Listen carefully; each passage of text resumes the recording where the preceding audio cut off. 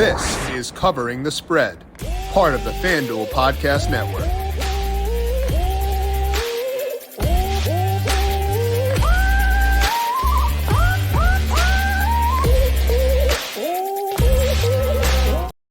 We have got a banger opening full week of college football on tap for this weekend. It is officially week number 1. We're to break down all the big games across this week and talk about best bets over at FanDuel Sportsbook for week 1 by talking to Dr. Ed Feng and picking his brain on this weekend's game. This is Covering the Spread right here on the FanDuel Podcast Network and FanDuel Research. My name is Jim Sonis. I am a managing editor of digital media for FanDuel Research, joined here as mentioned by Dr. Ed Feng. You can find his work over at thepowerrank.com and check him out on Twitter at thepowerrank. Ed, a lot of good games on tap for this weekend. You started things off on a high note in week 0 with the Notre Dame minus 20.5, which they covered, almost doubled up. How you doing today?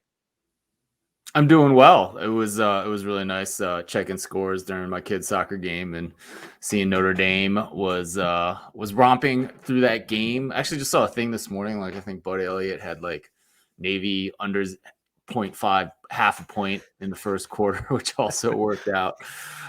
So that was a nice way to start the season. I'm hoping that was an alt market and not the baseline market there for Navy's first half team total there. Probably can't be the base market.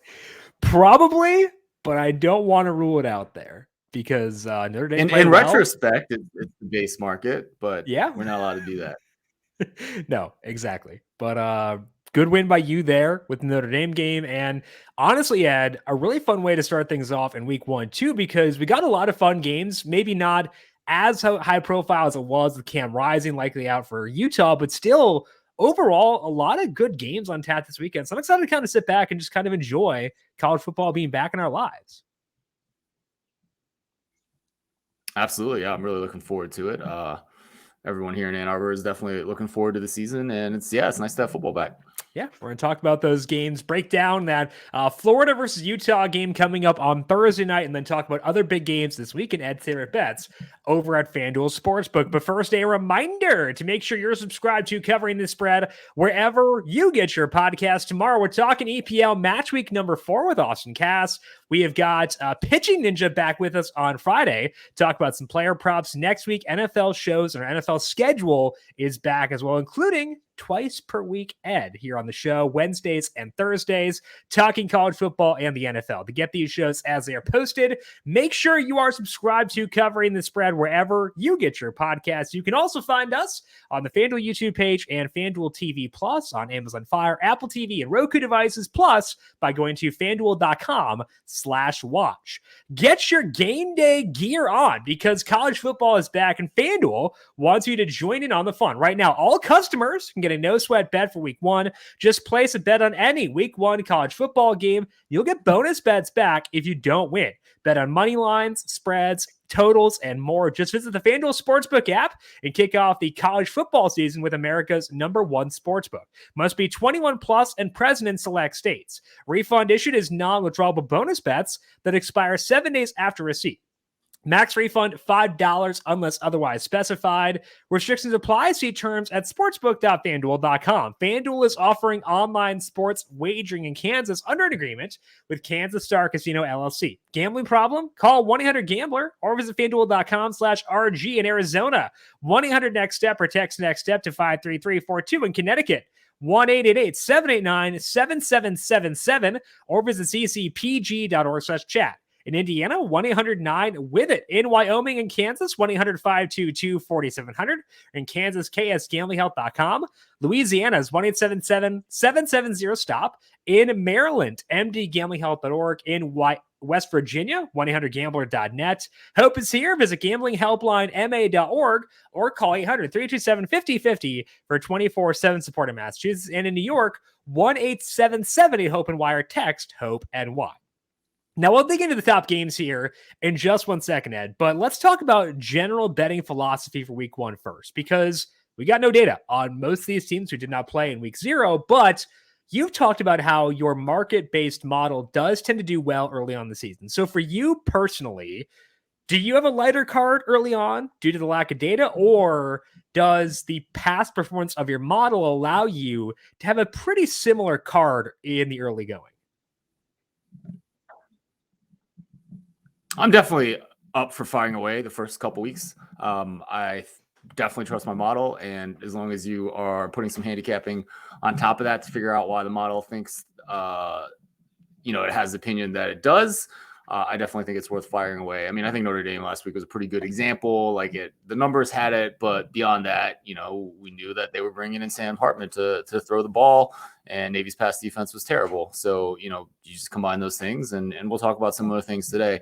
But yeah, I'm definitely up for firing away early in the college football season. I think it all comes down to kind of knowing your strengths. If you have a model like Ed's that has back tested well early on, then use it. Lean on that, because there is an edge there to be had, and you don't want to pass up a spot where you have an edge. But if you know that you're not going to be as skilled betting on this year, if you can't pay as close attention to transfer portals and stuff like that early on, play things light. So it'll be very much dependent on you. But if you have good numbers backing things up and good intuition like Ed has, you can still feel good about betting things in week number 1. With that said, let's dive in now to some of the big games here across week 1 over at FanDuel Sportsbook. Beginning on Thursday night, we got Florida taking on Utah, and this spread is moved because Cam Rising reportedly will not play for this week. It's not official yet, but it seems like it is trending towards Rising not playing. And as a result, Utah now a 4.5 point favorite. It was 6.5 earlier on. Total for this game is 44.5. So Ed, likely no Cam Rising for this game. How does that impact your view of Utah hosting Florida? It clearly impacts the view of Florida at Utah. I'm a little disappointed in my Heisman future on Cam Rising. There was value there, I thought, because of the injury, but obviously there's less value if the man does not play in a big matchup against Florida. I expect a lot of things out of Utah. I think with Cam Rising, I would have made this Utah minus 8.5. And if you want to bet it, you kind of need to figure out what the drop off is from Cam Rising to his backup. Is it 4 points? I do have a lot of faith in this Utah program. Utah's also waiting for some injury information on tight end Brant Kuntz. He is probably going to be their best receiver this year. He's also dealing with an ACL. There's some questions about whether he's going to play as well. So looking at those injury situations, it is obviously important. I definitely believe in Kyle Whittingham and what the Utah program is doing. They've had a really good track record over the last couple of seasons. Obviously, part of that's Cam Rising, but you just expect a Whittingham defense to be pretty good. I'm not as sure about what Billy Napier is doing at Florida, simply because it's only his second year there. Had an okay season last year, but is it really going to take the rise this year? He brought in Graham Mertz as the quarterback transfer from Wisconsin. Graham Mertz was supposedly he was the highest rated recruiting at quarterback that Wisconsin had ever brought in. And then it really didn't really work out at Wisconsin. So he gets a fresh start. Maybe he'll be awesome and he will play like the high recruit that he was. I think Florida has a lot of question marks. Obviously with the uncertainty over Cam Rising. I mean, I'm not betting the side in this game, but I will still be watching because I still think it should be a pretty good game. And obviously Mertz coming in now to replace Anthony Richardson for Florida. And he had that one banger game, his first like official full game with Wisconsin, 20 of 21 passing, 5 touchdowns there. Never really lived up to that though. So wasn't that against like Illinois before they had a good defense though? It was Illinois. Yeah. It was his first one came against them. And I think that was with Lovey at the time, which should have been a red flag. Yeah. Yeah, exactly. It wasn't like the Illinois defense of last year that was amazing. Right. And just never duplicated that. So what are your overall expectations of this Florida offense with Mertz as a quarterback? I think a huge question mark. I think that game that you're talking about, wasn't it the COVID year? Yes, it was. Yeah. So, Mertz certainly didn't live up to things. I remember losing a lot of Wisconsin bets with him. Maybe not too many, but I remember losing some Wisconsin bets with him when, the end of the Christ era and just, I mean, he was definitely a disappointment there. I would label it as a big fat question mark over how he does at Florida. I think he could be amazing. he could be terrible and on the bench. He had that game against Illinois, and then 2 weeks later, threw 3 picks against the eventual Big Ten West champions, Go Cats. Was definitely a tumultuous year for Graham Mertz, despite that hot start. But Ed, staying away from this one with the Cam Rising injury and all the uncertainty surrounding that. So let's talk now about a battle in the Carolinas. It is North Carolina taking on South Carolina, and right now UNC is a 2.5-point favorite at FanDuel Sportsbook for this one. Total in this game is decently high at 64.5. And Ed, you talk a lot about how, pro prospects matter when it comes to quarterback play. And Drake May, you're not going to get a lot higher regard when it comes to quarterbacks in college football for this year. So when you look at Drake May and look at the hype around him for the NFL, does that translate to high expectations for you entering this year for UNC? Absolutely, it does. And I actually really think it impacts this game for me. This is a game with 2 terrible defenses. South Carolina really struggled last year, especially on run defense. They were 117th in my adjusted success rate numbers. They were much better against the pass, so that's probably a good thing against North Carolina. North Carolina was just awful everywhere on defense, despite bringing in former national championship winning coach Gene Chizik to run that side of the ball.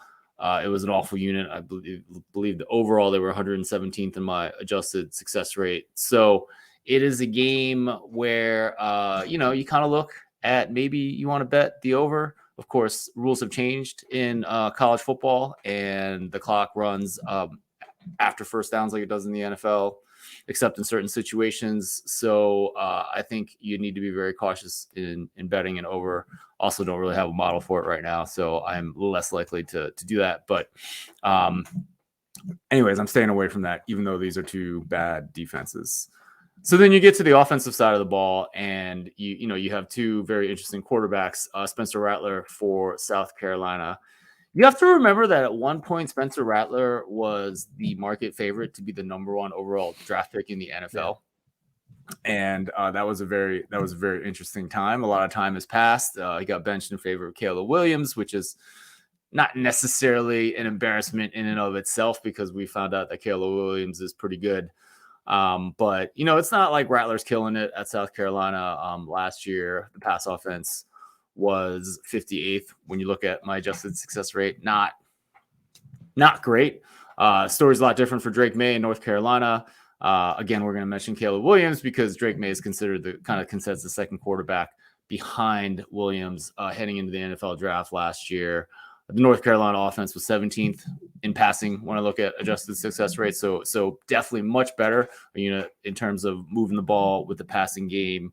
May doesn't have his top 2 receivers from last year, but yeah, May makes a difference because my numbers have North Carolina by 3.2 points. So I'm over that important number of 3. A couple other models I looked at also like North Carolina at the neutral site here. And yeah, you want to bet a guy that's probably going to play in the NFL next year in Drake May over Spencer Rattler, who's probably not playing in the NFL next year. So I like UNC minus 2.5 here. That is minus 115 right now over at FanDuel Sportsbook to lay the 2.5. The UNC money line is minus 140 as well. And as I mentioned, you're getting it across 3, which is definitely enticing there. Going back to the point about the clock no longer stopping on first downs, how long do you want to wait before you formulate opinions? Because obviously, like you said, you're not running a total model because the model you're using right now is so much based on the market and win totals and stuff like that. That doesn't affect totals as much. So how long do you want to wait and get a gauge on the impact of this new rule before you dive in and bet totals the way you typically would? I mean, I'm probably not betting any totals until my model kicks in week 4 or 5, whenever it is. And then understand that model is probably going to be a little bit high based on totals that were a little bit high in the first couple of weeks. I'm certainly going to be looking at data based on number of plays. So this is kind of advice that Bob Stoll talked about on my podcast last week. Don't really look at points, but look at the number of plays. And the drop should be anywhere overall between 4 to 7 plays a game. But there's a big difference between those 2 numbers in terms of how many fewer points that we expect. I'm going to give it a couple weeks, Yeah. Like I said, I'm not betting totals probably until my model kicks in a little bit later in the season, but we'll definitely have looked at that. Definitely dig into the data and look at number of plays. And I think if you want to do it at this point in the season, you have even if you wanted to look at it after this week, it's a limited sample. You should probably make some adjustments about how many plays you expected for certain teams. I think by week 3 or 4, you probably don't have to make those adjustments because we've seen a lot of that stuff will average out, and you can just kind of look at averages over hundreds of games. So that'll make things a little bit easier. So I'm definitely waiting a little bit on totals. Yeah, I think that makes a lot of sense, but we will get data here, a lot of data. We got some data last week as well. So the sample will expand pretty quickly, which is always very helpful, but be sure to account for that when you are looking at these totals and just kind of eye testing them. Make sure you are accounting for that for sure. Let's finish up here with the Sunday night game. We got LSU taking on Florida State, and right now LSU a 2.5-point favorite for this one. Total is 55.5. This one is also a neutral site game. And I want to talk about LSU, Ed, because expectations this year are pretty high for year 2 with Brian Kelly and Jaden Daniels. What are your expectations of them heading into 2023? Yeah, they're really high. I mean, last year when you looked at what they were doing, obviously with the win over Alabama, but they were really good on both sides of the ball. And, they had Jaden Daniels at the quarterback position. He's 10-1 to win the Heisman, so that's obviously pretty good. I don't know if there's anyone between him and Caleb Williams at 5-1 as the favorite. I think there's a lot of reasons to be high on LSU heading into the season. I certainly am. There's also a lot of reasons to be high on Florida State as well. So they were pretty good last year and definitely were a program that is on the rise from where they were. I talked to Bud Elliott, who is not only a college football expert, but actually really follows Florida State. We're on the Nolecast podcast. And I think I have Florida State about right. I have them about 7th in my numbers. And I think that's right because he said that they would really have to reach their ceiling to make the playoff. So rank somewhere between 5 and 10 kind of makes sense. And that's exactly where I have them. So my model overall, has LSU by 2, really doesn't see any value in this game at all. It's a stay away from me. We should also mention Florida State quarterback Jordan Travis, also pretty big Heisman contender at 12-1. This is a battle of 2 players, 2 quarterbacks that are battling for the Heisman. If they can kind of sustain what their trajectory from last year, I don't see any value on the side, but should be a fantastic football game. Yeah, ceiling discussion is mostly pertinent for season-long stuff like the playoffs, but especially when you're facing a team like LSU, ceiling does matter for a single game as well because LSU ceiling is so high in a single game as well. And if I'm going to trust anybody with regards to their judgment of a ceiling, probably going to be Bud Elliott because he has a tremendous read on that stuff via things like the blue chip ratio, etc. So if Bud is talking about that for Florida State, I am going to buy in to what he is saying. What about elsewhere on the board across week number 1, Ed? Where else are you seeing value right now for week 1 in college football at FanDuel Sportsbook? Yeah, let's go all the way to the DGen special with Stanford going to Hawaii. Look, these are 2 awful football teams. Stanford parted ways with longtime coach David Shaw. They brought in Troy Taylor from Sacramento State, and maybe he'll be great. And he's got a lot of ideas on offense, but doesn't really have a lot of talent at Stanford to kind of make that work year 1. I have them 98th in my preseason rankings. They are by far the worst in the Pac-12, even worse than Colorado and their 50 transfers. So, it's not looking good for Stanford.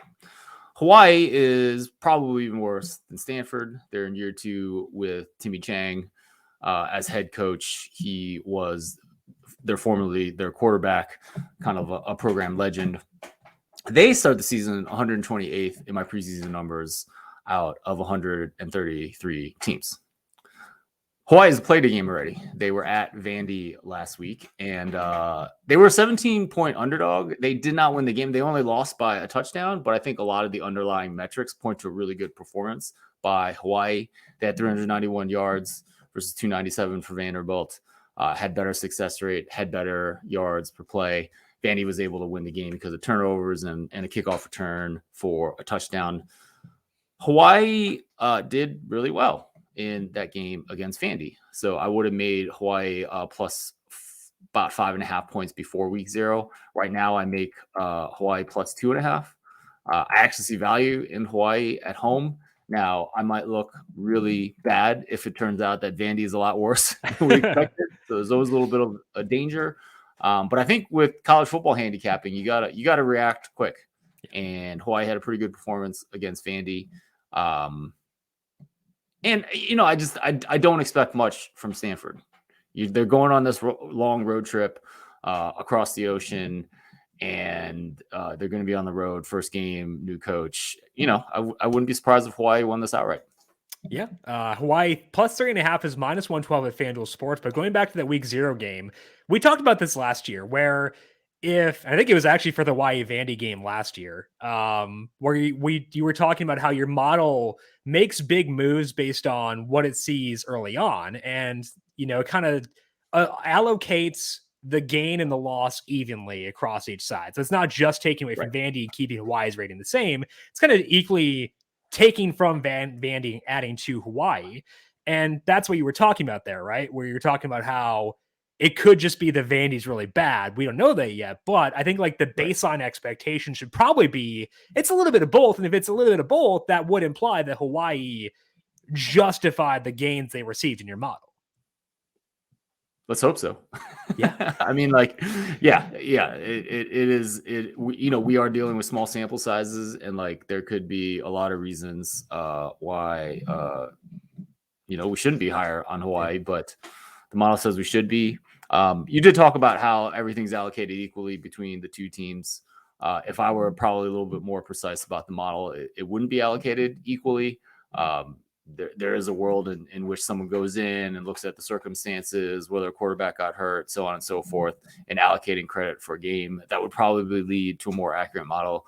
Definitely very much like some of the things that Bob Stoll talked about on my podcast, what he does week to week with his college football model. At this point with the power rank, I'm just running things where everything gets allocated equally. That will lead to mistakes, but we're going with it with Hawaii plus 3.5 over Stanford.